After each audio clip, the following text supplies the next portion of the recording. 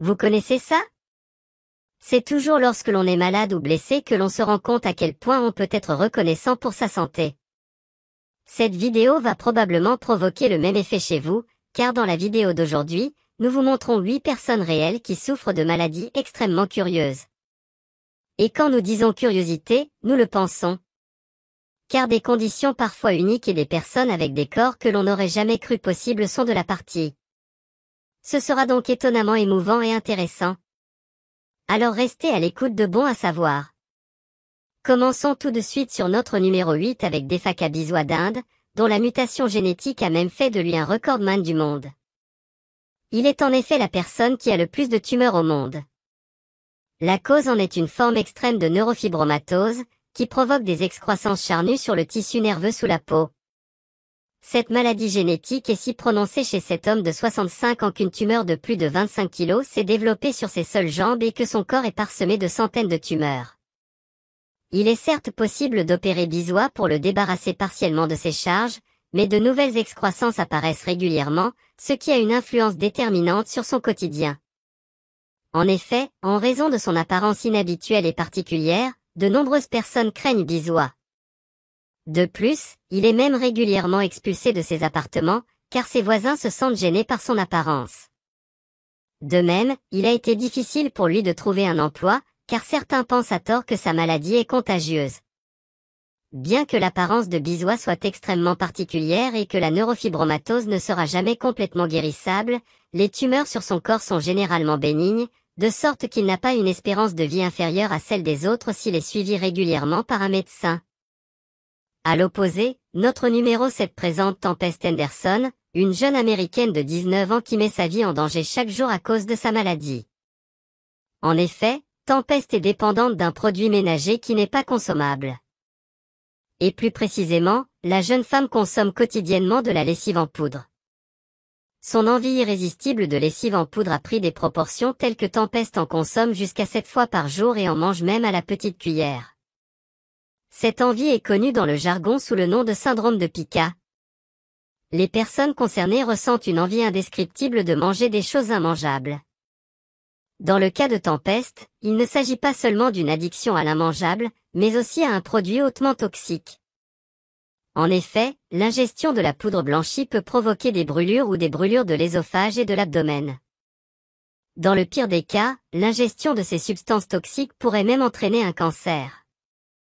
Mais ce n'est pas tout. Tempest a également une envie maladive de savon, qu'elle ingère en se lavant les mains ou en prenant une douche, ce qui lui permet, selon ses propres estimations, d'ingérer une centaine de savonnettes par an. Le syndrome est d'ailleurs apparu chez elle en raison du stress et a d'abord commencé de manière assez inoffensive, l'odeur de la poudre à laver et du savon lui permettant de se calmer.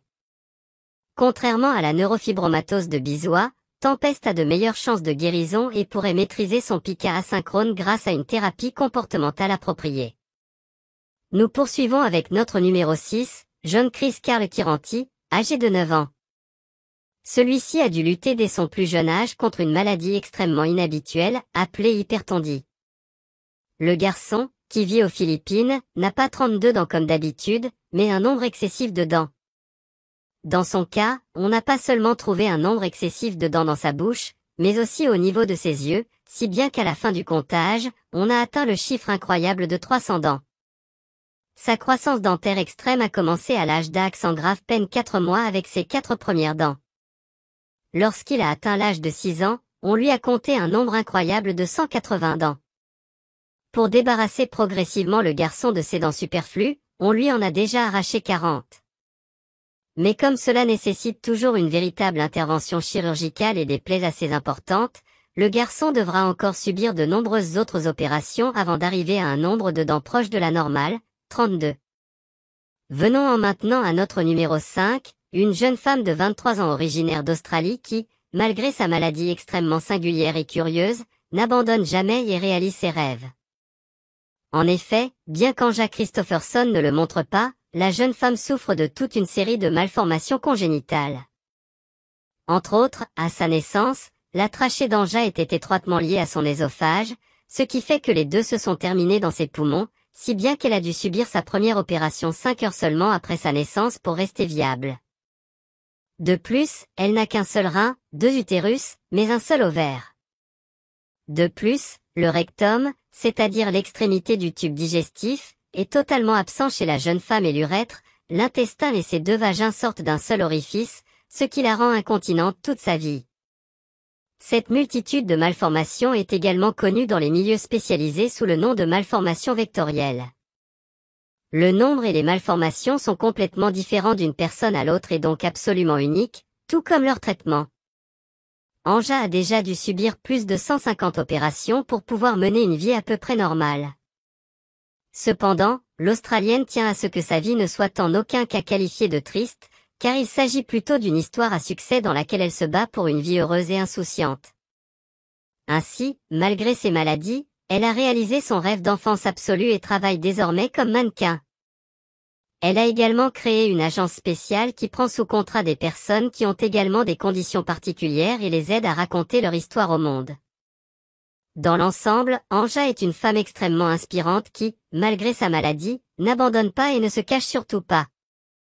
Nous passons ensuite à Sadhu Amar Bharati, un moine indien qui, par sa foi, a infligé à son corps un dommage extrêmement curieux, très probablement irréversible. Tout a commencé en 1973, il y a donc 50 ans. À cette époque, Bharati a levé le bras et ne l'a plus jamais baissé depuis. La raison en était que Bharati avait décidé de laisser sa famille derrière lui et de suivre sa vocation religieuse de sadhu. Dans l'hindouisme, un sadhu est considéré comme une personne sacrée qui abandonne tout ce qui est terrestre pour se relier au divin. Pour cette union, les moines font preuve d'une discipline et d'une volonté surhumaine. Peu importe le prix physique à payer. Bharati décrit que son bras était encore assez douloureusement enflé les 6 premiers mois. Aujourd'hui, le sadhu ne sent absolument plus rien dans son bras. Cela est probablement dû au fait que ses voies nerveuses ont complètement disparu et que sa musculature s'est complètement atrophiée, ce qui donne l'impression que son bras n'est plus que peau et os. Nous restons encore un peu dans le domaine des bras et des mains et vous montrons ensuite le cas extrêmement curieux d'un utilisateur de Reddit qui a fait sensation avec une photo de sa main. En effet, l'utilisateur, qui souhaite rester largement inconnu, n'a pas un seul ongle et n'a que de la peau à la place des ongles. Les experts estiment qu'il pourrait s'agir d'une mutation congénitale et extrêmement rare, également connue sous le nom d'aplasie onguéale, dans laquelle les tissus du lit de l'ongle proprement dit sont sous-développés. D'ailleurs, l'utilisateur a décrit que ce n'est pas pratique pour pas mal de choses au quotidien, comme tourner les pages, lire, ouvrir de nombreuses fermetures ou même se gratter sur des zones qui démangent. Mais il y a aussi des choses pour lesquelles l'aplasie des ongles est un avantage. Alors que les ongles inexistants sont immédiatement visibles pour tout le monde, il n'est souvent pas si facile de les reconnaître, surtout en cas de maladie mentale. Dans le cas d'Adam Shaw, les Britanniques ont même apprécié. En effet, ce dernier a caché sa maladie. Père de famille a même caché sa maladie psychique à sa propre femme pendant des années. Car le Britannique souffre d'une forme extrêmement violente d'OCD. En français, un trouble obsessionnel compulsif. Les personnes concernées ont des pensées permanentes, involontaires et envahissantes, qui suscitent des préoccupations et des peurs irréalistes. Dans le cas d'Adam, il s'agit de l'idée obsessionnelle qu'il pourrait effectivement ôter la vie à une personne. Son monde de pensée est si intense qu'il n'a plus confiance en lui et évite les objets pointus comme les couteaux ou même les stylos. De plus, ses fantasmes l'ont tellement effrayé par rapport à lui-même qu'il a souvent sérieusement envisagé de se suicider avant de faire subir cela à quelqu'un d'autre. Comme il gardait pour lui les tortures mentales qui l'accompagnaient déjà dans son enfance, le Britannique était certain qu'il devait être un tueur ou un psychopathe. C'est pourquoi il se retirait de plus en plus de la vie familiale et se retranchait régulièrement lorsqu'il y avait trop de monde autour de lui lors d'anniversaires ou d'autres fêtes de famille. Aussi, lorsqu'il a été diagnostiqué OCD il y a quelques années, cela a été un soulagement incroyable pour lui, car il savait qu'il avait une maladie réelle et traitable. De plus, grâce à une thérapie, il a trouvé des moyens de gérer sa maladie. Par exemple, Adam ne quitte jamais la maison sans être menotté. Celle-ci lui donne un sentiment de sécurité, ce qui lui permet désormais d'accepter qu'OCD fera toujours partie de lui. Pour notre numéro 1, revenons à un cas vraiment incroyable en nous rendant dans la région de Krasnoïarsk, au centre-est de la Russie. C'est là que vit Denis Wachurin, aujourd'hui âgé de 35 ans. Et non, ce n'est pas une photo de son enfance. Il s'agit en fait d'une photo de lui à 33 ans. Denis souffre en effet d'un dysfonctionnement rare de la glande pituitaire, ou hypophyse. Concrètement, cela signifie que depuis l'âge de 13 ans environ, il ne vieillit plus extérieurement. C'est pourquoi, malgré ses 35 ans, Denis a toujours l'air d'un adolescent prépubère et ne mesure donc qu'environ 1,35 m. Mais physiquement, il est en parfaite santé et peut mener une vie normale. Il vit depuis quelques années avec sa petite amie du même âge et travaille dans une entreprise d'énergie. Mais bien sûr, sa curieuse maladie a de nombreuses conséquences sociales. Par exemple, lorsqu'il conduit, il est régulièrement arrêté par la police qui, en regardant sa carte d'identité, ne le croit souvent pas non plus.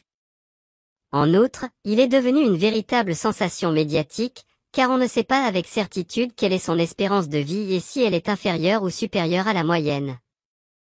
Selon ses propres dires, Denis remarque quand même, lorsqu'il bouge, que son corps vieillit d'une certaine manière, même si cela ne se voit pas encore aujourd'hui. Abonnez-vous. Bon à savoir pour plus de vidéos. Chaque semaine,